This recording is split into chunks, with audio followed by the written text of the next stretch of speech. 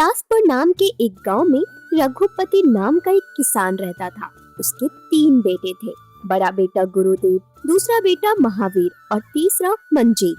3 बेटे पैदा होने से उसके पिता काफी खुश थे, लेकिन उनके बड़े होने के बाद उनमें मेहनत ना करने का जज्बा देखकर दुखी हो गए। डांट डांट कर उनके पिता थक चुके थे। वो तीनों अपने पिता की बात को अनसुना कर देते थे।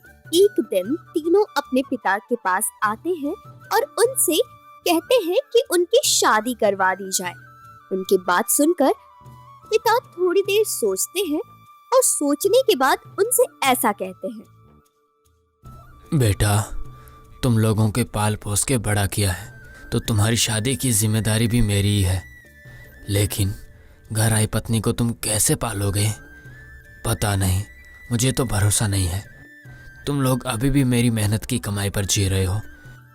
तुम मेरे बेटे हो इसलिए तुम्हारा पालन पोषण कर रहा हूँ। तुम्हारी पत्नियों को भी मुझे ही पालना पड़े तो मेरे में इतनी क्षमता नहीं है।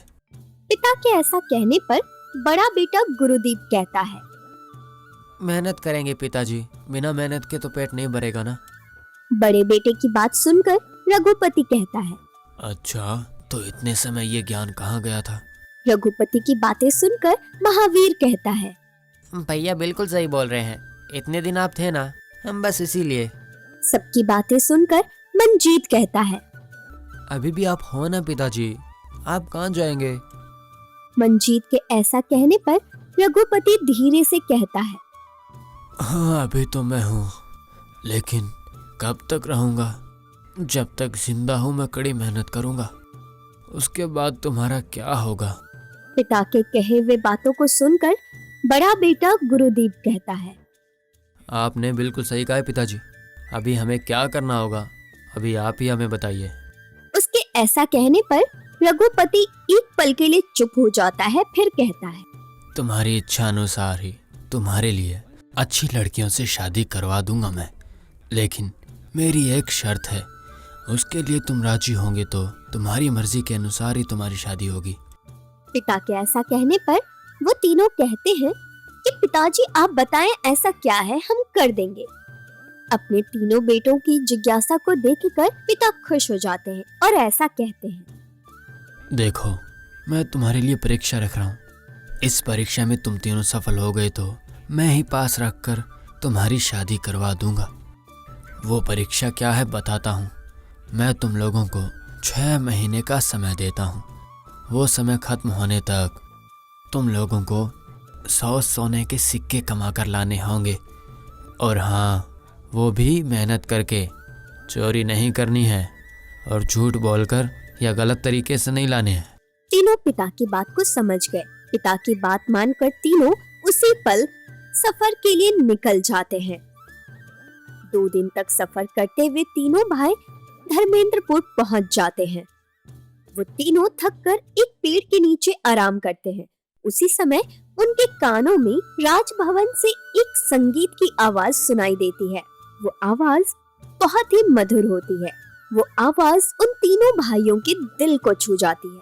उस मधुर संगीत से उन तीनों के मन को बहुत ही शांति पहुंचती है। उनके मन में संगीत के बारे में जिज्ञासा होती है, लेकिन पिता की बात को ध्यान में रखकर वो तीनों फैसला करते हैं कि वापस आते समय इस संगीत के बारे में वो लोग पता करेंगे। उसके बाद तीनों अपने सफर में आगे बढ़ जाते हैं।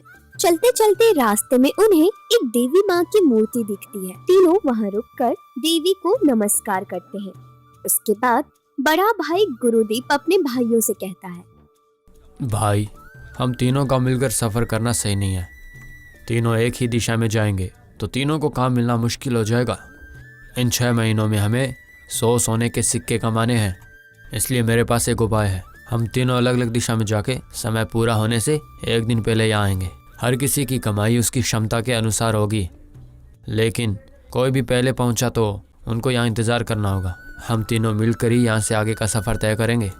बड़े भाई की बात से सहमत होकर तीनों अलग अलग दिशा में चले जाते हैं।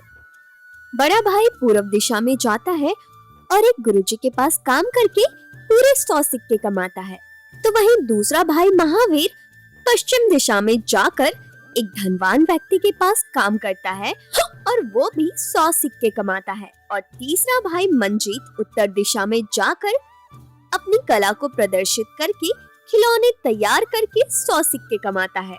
इस तरह पूरे 6 महीने पूरे होने में सिर्फ 2 दिन बचे रह जाते हैं। सभी लोग अपने पैसे लेकर घर के लिए वापस निकल जाते हैं। पहले गुरुदेव और महावीर देवी माँ की मूर्ति के पास पहुँचते हैं। तब गुरुदेव भैया से पूछता है कि आपने क्या कमाया। तब गुरुदेव उसे बताता है, मैंने 100 सोने के सिक्के कमाए, लेकिन रास्ते में अलग अलग प्राचीन चीज़ें बेच रहा था, मैं इसीलिए कमा पाया। वो चीज़ें देखकर मुझे उनमें एक आईना बहुत आकर्षित लगा था। वो 100 सोने के सिक्के देकर मैं वो आईना खरीद लाया हूँ। ये देखो तो ज़रा, इसमें बहुत सारी महिमाएं भरी हैं। इसकी खासियत यह है कि कितना भी बड़ा शख्स हो, हमें उनके बारे में यह सब बताती है। पिता की ये बात ठुकराकर 100 सिक्के खर्च करके मैं तो भाई देखो ये ले आया। ऐसा कहकर वो बहुत उदास हो जाता है और अपने छोटे भाई से पूछता है कि उसने क्या कमाया। तब महावीर उसे बताता है, भैया मैं भी 100 सिक्के कमा कर लाया था, लेकिन रास्ते में आते समय जादुई शक्तियों वाला एक जादूगर मुझसे मिला था। उसके पास मैंने 100 सिक्के खर्च करके मैं एक जादुई चटाई लाया हूँ। इसकी खासियत यह है कि इसके ऊपर चढ़ेंगे तो हम कहीं भी चुटकियों में पहुँच सकते हैं। यह हमें उस जगह पर सुरक्षित पहुँचा देती है भैया। इस तरह वो बड़े भाई को पूरी कहानी बताता है। तब गुरुदेव कहता है कि हम लोग तो आ गए, पर मंजीत को आने में समय लग रहा है। तब तक हम लोग यहीं पर आराम करते हैं। वो दोनों आराम करने बैठ जाते हैं। तभी गुरुदेव को एक विचार आता है। वो छोटे भाई से कहता है कि जाते समय हमें एक आवाज सुनाई दी थी। हम इस आईने से देखते हैं कि वो आवाज किसकी थी। आईने से जांच करते हैं। छोटा भाई उसकी बात मान लेता है। इसके बाद गुरुदेव उस आईने को निकालता है और उस आईने से इस तरह बात करने लगता है, हे जादुई आईने, जब हमने सफ़र शुरू किया तो रास्ते में आराम करते समय धर्मेंद्रपुर नामक राज्य में हमें एक मधुर स्वर सुनाई दिया था ना, वो किसकी है तुम बता सकते हो? अगर तुम बताओगे तुम्हारी बहुत बड़ी कृपा होगी। गुरुदेव के ऐसा पूछने पर वो आईना धर्मेंद्रपुर राज्य को दिखाती है। उस राज्य के राजभवन को इस आईने में साफ साफ देख सकते थे। युवरानी के कमरे को आईने में दिखा रहे थे। धर्मेंद्रपुर नामक राज्य को धर्मेंद्र नाम का राजा पालन करते थे।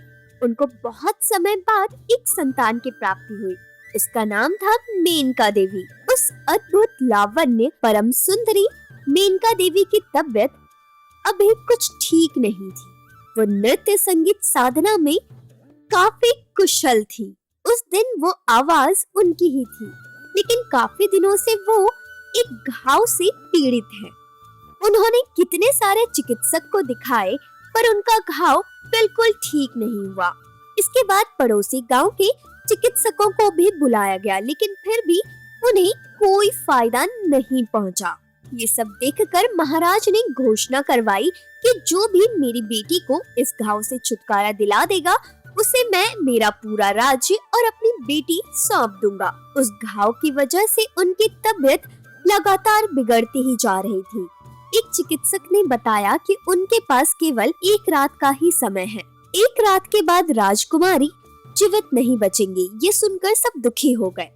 ऐसा आईना बताती है। राजकुमारी की खतरनाक स्थिति के बारे में जानकर दोनों भाई काफी दुखी हो जाते हैं। उसी समय छोटा भाई आता है, लेकिन उसके वहां आने पर किसी का ध्यान उस पर न जाने से वो वजह पूछता है। तब उसका भाई बताता है कि वो उसी की प्रतीक्षा कर रहे थे अब तक। भाइयों की उदासी भरी आवाज सुनकर छोटा भाई पूछता है और वो उनसे जानने की कोशिश करता है कि अभी क्या हुआ था। वो अपने भाइयों से कहता है, भैया लगता है आप दोनों कुछ सोच रहे हैं और मुझे बताने में हिचकिचा रहे हैं। क्या हुआ है बताइए, मुझे बहुत चिंता हो रही है। छोटे भाई के पूछने पर बड़ा भाई गुरुदेव उसे पूरे विस्तार से सब कुछ बता देता है। ये सुनकर महावीर उनसे कहता है, भैया मैं 100 सोने के सिक्के कमाने के लिए गया था। मेरी कलाकारी से कुछ खिलौने बनाकर उनको बेचकर मैंने 100 सिक्के कमाए थे, लेकिन वापस आते समय रास्ते में माता के मंदिर के पास एक व्यापारी जादुई नींबू बेच रहा था। जमा किए हुए सिक्कों को बेचकर मैं वो नींबू खरीद लाया हूँ। इसकी खासियत यह है कि यदि कोई भी जीवन के खतरे में हो तो इस नींबू के रस को पीने से वो अपने जीवन के खतरों से मुक्त हो जाएगा। जल्दी चलिए भैया, उनकी रक्षा करेंगे।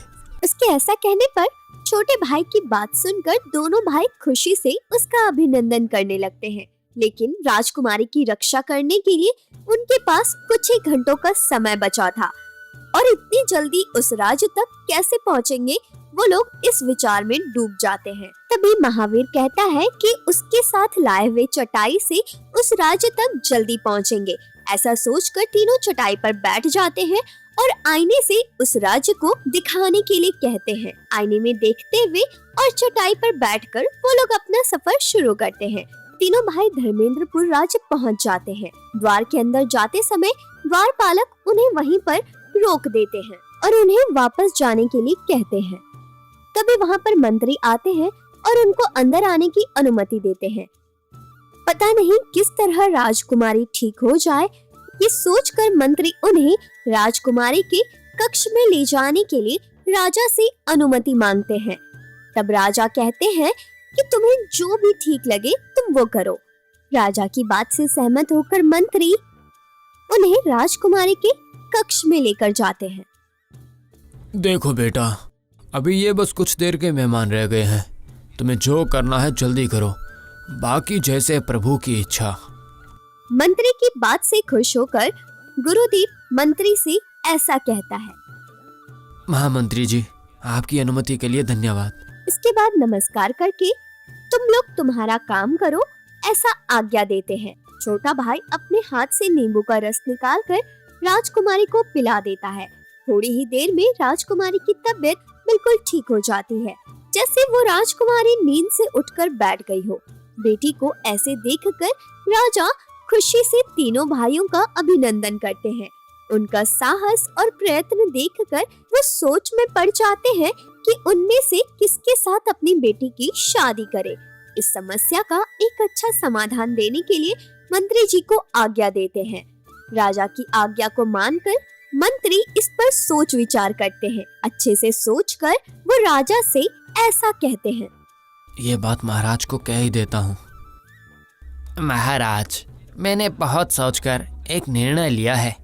आप ही सोचिए, अगर बड़े वाले के पास आईना होता ही नहीं तो उन्हें हमारी राजकुमारी की तबीयत के बारे में पता ही नहीं चलता। दूसरे की चटाई नहीं होती तो ये समय पर यहाँ पर नहीं पहुँच पाते। अब तीसरे के पास नींबू नहीं होता तो राजकुमारी की जान बचा सकते थे क्या हम? तो यहाँ पर ध्यान देने वाली बात यह है, बड़े वाले का आईना उसी के पास है, दूसरे की चटाई भी उसी के पास ही है, लेकिन तीसरे ने अपना नींबू खो दिया है। इसलिए तीसरे वाले की राजकुमारी के साथ शादी करवा दीजिए। मंत्री के ऐसा कहने पर सभी लोग उनकी बात से सहमत होकर मंत्री का अभिनंदन करते हैं। महाराज मंत्री के दिए हुए उत्तम समाधान के लिए उनका सम्मान करते हुए उन्हें 1000 सिक्के देते हैं। तीसरे भाई मंजीत को राजकुमारी को सौंपकर महाराज वैभव के साथ उनकी शादी करवाते हैं।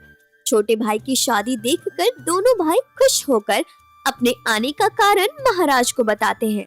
तीनों मिलकर पिता को सारी बात बताकर उनसे आशीर्वाद लेकर छोटा भाई राज्य पालन करने लगता है। दोनों भाई उनके कमाए हुए चीजों से खुशी से उनका जीवन सुंदर बना लेते हैं। दोस्तों, चाहे कितनी भी बड़ी समस्या आ जाए, उस समय हमारे द्वारा लिया हुआ निर्णय या उस समस्या का समाधान सही होगा तो फिर उस समस्या से जुड़े हुए सारे लोगों की जिंदगी खुशी से बीत जाती है और चैन से कट जाती है। ये कहानी पसंद आई है तो लाइक करें, शेयर करें, सब्सक्राइब करें। तो अगली कहानी में बहुत ही जल्द मिलेंगे। धन्यवाद।